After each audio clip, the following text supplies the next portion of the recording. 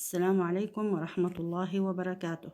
كيف حالكم يا خامس؟ إن شاء الله جميعا تكونوا بصحة وبعافية. إن شاء الله اليوم درسنا راح يكون عن العلوم اللي هي تكملة الجزء الأول أو الفصل الأول من وحدة الصوت. راح نبدأ بالدرس الثالث اللي هو خصائص الصوت. في درس اليوم راح نتعرف على بعض الخصائص اللي إلها علاقة في الصوت. يلا نبدأ مع بعض. بسم الله الرحمن الرحيم. خصائص الصوت صفحة 50. الخاصية الأولى تسمى شدة الصوت. ما هي شدة الصوت؟ تعريفها أو مفهومها: هي الخصيصة التي تميز بها الأذن الأصوات الضعيفة من الأصوات القوية. كيف نميز الأصوات الضعيفة من الأصوات القوية؟ عندما أنادي أنا بشدة صوت مختلفة، خامس أو خامس، هل هي نفس الشدة؟ لا، كان واحد فيهم صوت ضعيف وواحد صوت قوي. هذه الخاصية تسمى شدة الصوت. عندما أضرب الكتاب بهذه الشدة، نفس الصوت الصادر عن هذه الشدة؟ لا، لاحظنا أنه يوجد اختلاف. أعيد وأكرر: ما هي شدة الصوت؟ هي الخصيصة التي تميز بها الأذن الأصوات الضعيفة من الأصوات القوية. تعتمد شدة الصوت على عاملين. ما هما؟ أولاً، مقدار الاهتزاز. تزداد شدة الصوت بزيادة الاهتزاز. نأخذ مثال: هذا المفتاح،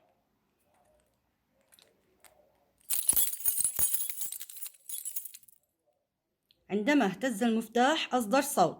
سأزيد من قوة الاهتزاز. هل كانت شدة الصوت أقوى؟ نعم، كلما زادت الاهتزاز زادت شدة الصوت. تسمى هذه العلاقة علاقة طردية. ما معنى طردية؟ عندما يزداد العامل الأول يزداد العامل الثاني، بمعنى تزداد شدة الصوت بزيادة الاهتزاز. هذا كان العامل الأول. أما العامل الثاني: المسافة بين السامع ومصدر الصوت. المسافة بين السامع ومصدر الصوت. حتى نطبق هذا الكلام عمليا، يوجد لدي ساعة منبه.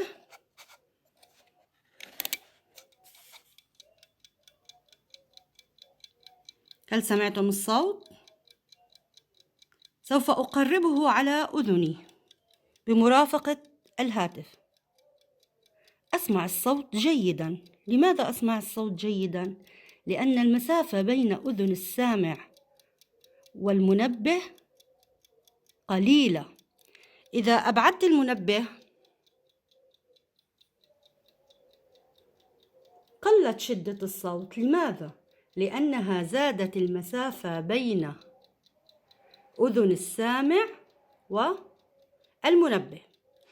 نستنتج أنه العلاقة هنا ليست طردية بل علاقة عكسية. ثانياً، المسافة بين السامع ومصدر الصوت. كلما قلت المسافة بين السامع ومصدر الصوت زادت شدة الصوت.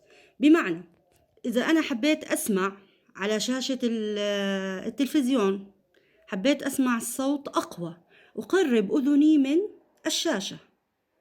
كلما ابتعدت عن مصدر الصوت تقل شدة الصوت. هذه كانت الخاصية الأولى من خصائص الصوت، شدة الصوت. تعريفها: هي الخصيصة التي نميز بها بين الأصوات الضعيفة والأصوات القوية. تعتمد على عاملين اثنين: 1 مقدار الاهتزاز، 2 المسافة بين السامع ومصدر الصوت. الخاصية الثانية تسمى درجة الصوت. ما هي درجة الصوت؟ هي الخصيصة التي تميز بها الأذن الأصوات الحادة من الأصوات الغليظة. ما معنى كلمة حادة؟ اللي هي ناعمة أو رفيعة. الصوت الحاد هو الصوت الرفيع. درجة الصوت هي الخصيصة التي تميز بها الأذن الأصوات الحادة من الأصوات الغليظة. معنى حادة رفيعة. سوف نأخذ مثال على درجة الصوت اللي هو كيف نميز بين صوت الرجل الغليظ من صوت المرأة الحاد. صوت الرجل دائما غليظ، أما صوت المرأة حاد. ما معنى حاد هنا؟ رفيع. دائما نستطيع التمييز بين صوت الرجل من صوت المرأة. هذه الخاصية تسمى درجة الصوت. نرجع يا خامس على الكتاب، نفتح كتابنا صفحة 52. هذا كان نفس المثال اللي أنا طبقت لكم إياه عملي. نروح على صفحة 52 اللي هو درجة الصوت. رح نعمل هذا النشاط الوارد بالكتاب. أحضرت أنا كرتونة بهذا الشكل، حطيت عليها مطاط،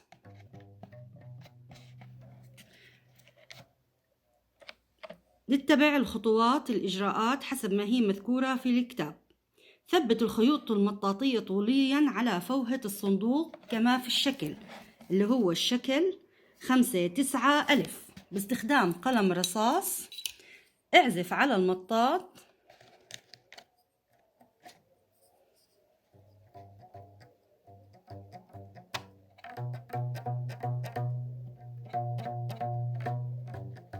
هل سمعتم الصوت؟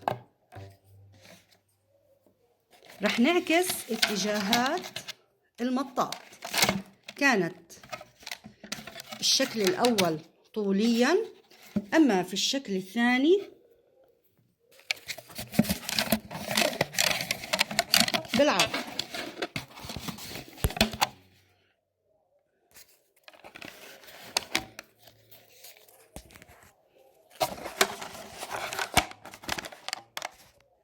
بهذا الشكل.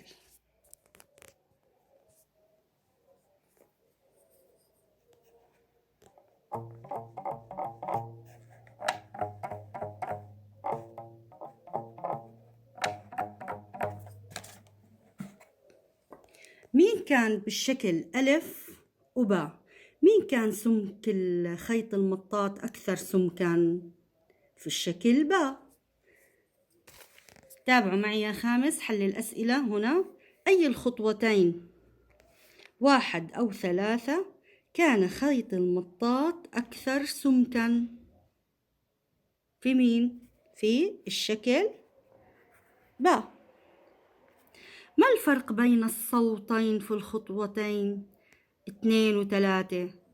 في 2 كان الصوت إيش؟ حاد اللي هو رفيع، أما في الشكل 3 كان غليظ أكثر غلظة. ماذا نسمي الخصيصة التي تميز بها الأذن الأصوات الحادة من الأصوات الغليظة؟ تسمى درجة الصوت. تسمى درجة الصوت. نتابع على الكتاب. يطلق على الخصيصة التي تميز بها الأذن الأصوات الحادة من الأصوات الغليظة اسم درجة الصوت. وأخذنا مثال عليها كيف يمكن أن نميز بواسطة هذه الخصيصة صوت الرجل يختلف عن صوت المرأة، إذ يكون صوته غليظا وصوت المرأة رفيعا حادا. ننتقل إلى الخاصية الثالثة والأخيرة، تسمى نوع الصوت. نوع الصوت. ما هي نوع الصوت؟ هي الخصيصة التي تميز الأذن بها الأصوات المختلفة حسب مصدرها. حسب مصدرها. كيف ذلك؟ لنأخذ مثال مشابه للنشاط الوارد في الكتاب.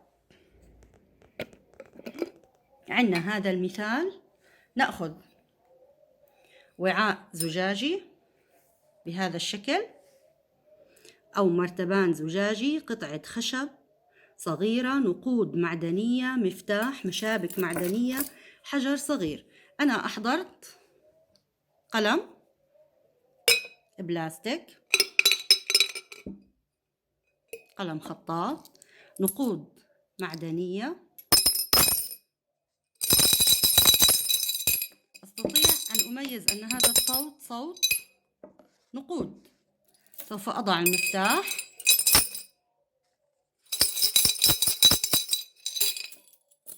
سوف أضع قلم رصاص. هل استطعتم تمييز كل صوت؟ هل كانت الأصوات متشابهة أم اختلفت عن بعضها؟ نوع الصوت، أعيد وأكرر، هي الخصيصة التي تميز الأذن بها الأصوات المختلفة حسب مصدرها. مثال كما وارد بالكتاب: ضع قطعة نقود في المرتبان كما في الشكل 15 ثم حركه بقوة واصفا الصوت الذي تسمعه. هل سمعتم؟ كرر الخطوة 1 بوضع كل من الخشب والمفتاح والمشابك واصفا الصوت الصادر في كل مرة. هل سمعنا الأصوات؟ هل تتشابه الأصوات الصادرة عن كل مادة؟ ما رأيكم؟ لا. ما الفرق بين الأصوات؟ نستطيع تمييز كل صوت عن الآخر. هل كانت الأصوات متشابهة؟ صوت المفتاح كصوت القلم كصوت العملة المعدنية؟ لا، استطعنا تمييز هذه الأصوات. يطلق على الخصيصة التي تجعل الأذن تميز الأصوات المختلفة حسب مصادرها اسم نوع الصوت. مثال أو عدة أمثلة: صوت القطة يختلف عن صوت الحصان. نستطيع ونحن جالسون في البيت أن نميز صوت الحيوانات في الخارج. نستطيع أن نميز بين أصوات الآلات الموسيقية المختلفة. صوت الناي يختلف عن صوت الطبلة. أيضا صوت الطفل نستطيع أن نميزه من صوت الرجل، وكذلك صوت الرجل من صوت المرأة حسب مصدرها. أيضا نستطيع أن نميز أصوات أقاربنا حين يتحدثون في الهاتف من غير أن يذكروا أسماءهم. تمام؟ درسنا اليوم يا خامس. نرجع نعيد النقاط الأساسية في اختصار. خصائص الصوت: شدة الصوت هي الخصيصة التي تميز بها الأذن الأصوات الضعيفة من الأصوات القوية. تعتمد على عاملين اثنين هما مقدار الاهتزاز، كلما زاد الاهتزاز زادت شدة الصوت. 2. المسافة بين السامع ومصدر الصوت، كلما قلت المسافة بين مصدر الصوت والسامع زادت شدة الصوت. الخصيصة الثانية: درجة الصوت، هي الخصيصة التي نميز بها الأصوات الحادة الرفيعة من الأصوات الغليظة. أحسن مثال عليها اللي هو صوت الرجل الغليظ من صوت المرأة الحاد. 3. نوع الصوت، هي الخصيصة التي تميز بها الأذن الأصوات المختلفة حسب مصدرها. نستطيع أن نميز أصوات الحيوانات، نميز بين أصوات الآلات الموسيقية كما الناي وصوت الطبلة، نميز صوت الطفل من صوت الرجل، صوت الرجل من صوت المرأة، وصوت أقاربنا حين يتحدثون في الهاتف. أحسن أحسنتم. نذهب إلى صفحة 56 حتى نحل أسئلة أقوم تعلمي. صفحة 56 أسئلة أقوم تعلمي الخاصة في الدرس. السؤال يقول: أكمل الفراغ بما هو مناسب في العبارات الآتية: طرق الأجسام بقوة يصدر صوتا شدته قوية أو كبيرة. ب: كلما قلت المسافة بين مصدر الصوت والسامع قلت المسافة زادت شدة الصوت. كلما كانت الصوت قريب من أذني أسمعه بقوة. ج: الخصيصة التي تميز بها الأذن بين الأصوات من حيث المصدر تسمى نوع الصوت. د: الخصيصة التي تميز بها الأذن بين الأصوات من حيث الحدة والغلظة تدعى درجة الصوت. كان هذا الدرس الثالث في وحدة الصوت، خصائص الصوت، صفحة 50. أتمنى لكم السلامة وأرجو أن تكونوا استفدتم، والسلام عليكم.